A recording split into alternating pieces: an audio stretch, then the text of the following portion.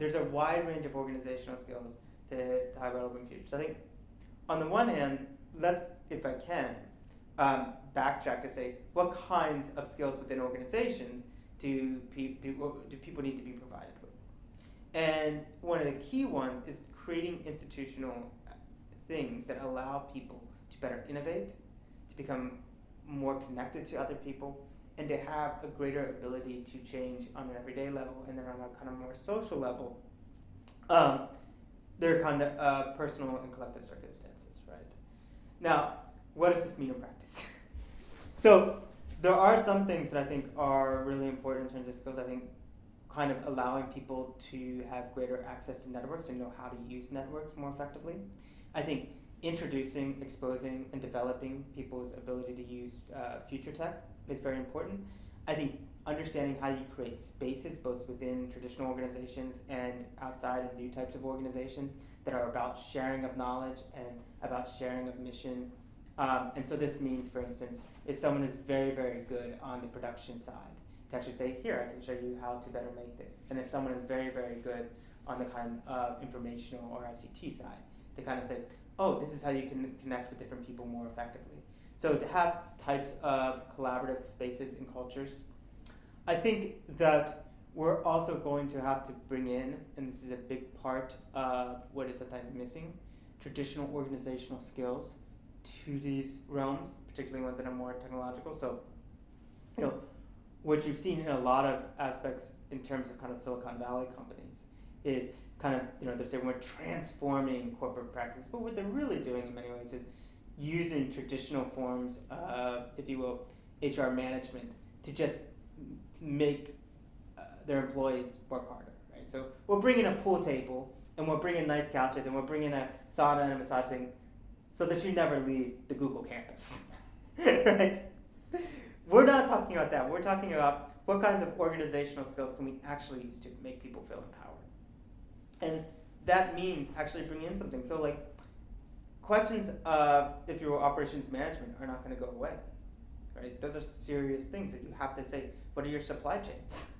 And kind of giving people the skills to understand how this is going to change because of technology is very important, and the different ways in which they can use this. I think being able to manage time effectively, and not in a way of which we're just talking about optimization, so that there's a kind of movement now to equate smart technology and smart management with an idea of how can we get people to maximize their time, but actually allowing people the skills to actually say, what do I really want to achieve today? What do I want to achieve this week?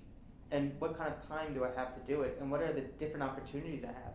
This can also mean helping people work together on this. So things like time banking is really important. Saying, who in my area has certain skills that might actually save me time? And what kind of ways do I have skills that might save other people time?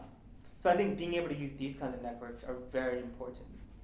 But it really is going to also be about trying to, on a broader level, create the means in which people can interact with artificial intelligence, interact with data, interact with analytics in a way that they feel is empowering. And some of that is just education. So I mean, some of the, it can be quite as simple as changing some of the vocabulary for it, which I think we see on an informal level. If you look even 15 years ago, how people talked about computing could seem much more esoteric and intimidating than it does now, right?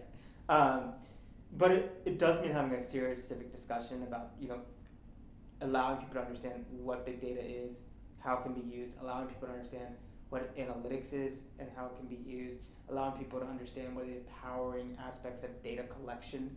So this is going to be a big part of it. And then also being able to be, in many ways, their own programmers, so teaching a lot of those skills.